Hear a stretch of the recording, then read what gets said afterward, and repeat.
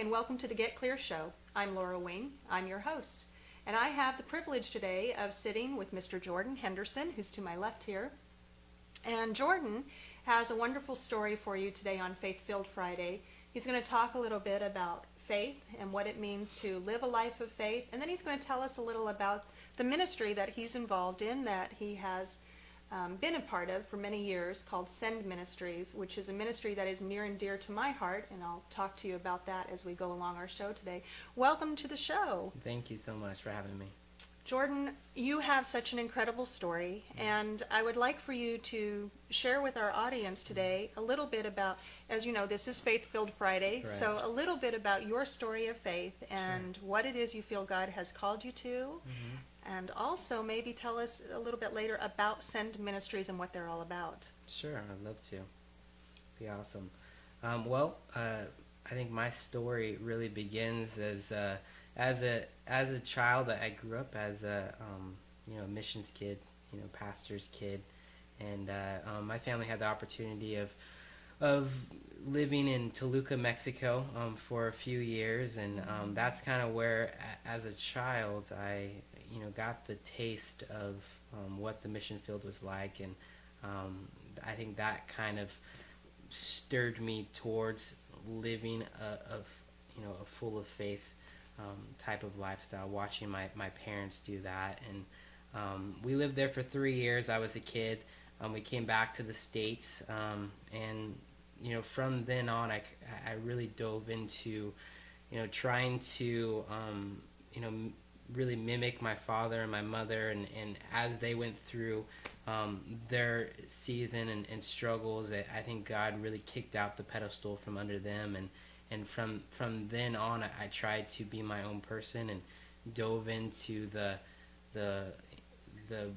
darkness of the world, and lived a lifestyle seeking to satisfy that emptiness inside of me, and I never was able to fully satisfy that. So throughout my high school years, I continued to seek after something that would satisfy me through girls and partying and anything that I could really get my hands on. But the Lord really never took his hand off of me. He always was there, always kind of pursuing me in a way. I always felt that he was always over my shoulder, drawing me to himself. And it wasn't until after high school that I really came to a week of my life where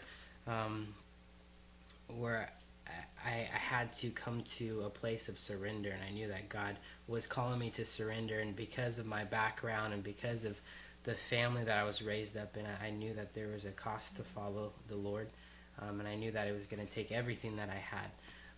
And so from that week of really wrestling with God, it really brought me to a place of frustration, and from that frustration, it brought me to surrender, and understanding that, okay, he is in control, and he is bigger than me, and he's the only one that can satisfy me.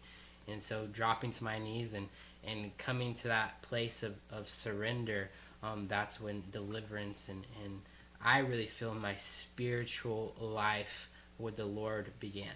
In 2000, that was in 2005.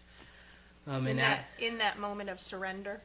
In that moment of surrender was the deliverance that I felt God just delivered me from. Before that, I had always tried to live a Christian life and tried to be good, but it wasn't until I completely surrendered to the Lord that deliverance really took place, and I was able to actually live that spirit-filled life that I always saw in other people but never was able to apply to my own life. So we had talked earlier today, and you told me a little bit about what your parents had gone through when they were on the mission field. Your mother got sick. Did I understand you correctly? Correct. Yeah, she went through a variety of different sicknesses while we were on the mission field.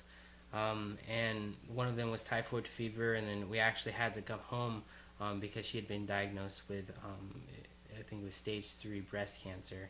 And so we came home from that to get medical help, and And so that was a big reason why we had to leave the mission fields. To come back to the United States. Yes. So. Mm-hmm. Well, let's go back and talk about how you had this moment, and you shared a beautiful story with me earlier today. You had this moment of surrender. What does surrender really mean? I know what it means for me, and I've talked to a lot of people who have surrendered their entire life and said, I'm willing to do whatever it is you want me to do, Lord. Is that what that moment was like for you? I think what it was like for me, it was more of an acceptance of death, because I feel up to that point I had surrendered different aspects of my life to the Lord, but I never had come to a place where I was accepting death, that my life was worth nothing apart from what the Lord had for me. And I accepted that I could not do anything on my own, that I couldn't excel or prevail to anything that anything in my own abilities apart from the Lord. And I knew that my works were completely worthless and in vain, and my pursuit would always end in emptiness. And that's kind of what surrender was just an acceptance that, hey, I can't do it. I need to die. And it was either I was going to die or God was going to take whatever I had left and make it into something. I really love that verse in Isaiah where it talks about he makes beauty from our ashes. And I really felt that you have to, when you want to experience God's beauty, you first have to realize that your life is nothing but ashes. Nothing apart from God. Right. Mm-hmm. What happened next? So you surrendered your life in this moment that you had, and Right. you surrendered your life. How did your life change after that? Well, at that time, I was pursuing the American dream and wanting to, be something, be someone that was wealthy and someone that was respected. And so I was going to college and really pursuing that, anything that I could be wealthy and respected. And that was the first thing that God had me surrender was, my dreams and my fleshly desires. And he said, all right, quit school and pursue the things that are about me. And that led me to Horizon School of Evangelism, which is a Bible college in San Diego, California. And I started my new life pursuing the Lord in 2006. And what did that mean? What do you mean your new life pursuing the Lord? It really meant just that he was my aim. That it was no longer, my aim was no longer me, but it was him. That I wanted to go in any direction that he was. And so Jordan, how does somebody know what direction that is?